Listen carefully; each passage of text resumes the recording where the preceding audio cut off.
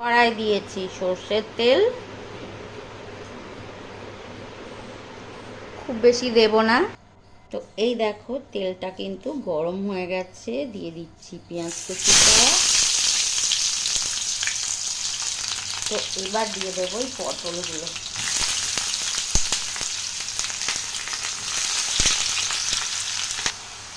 আর দেব কিছুটা শুকনো লঙ্কা ভেঙে, আর আলু।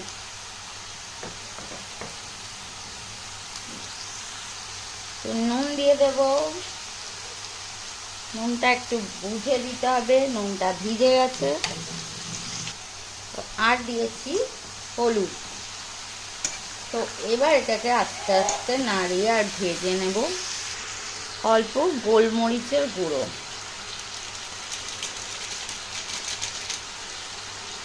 তো এটা যেহেতু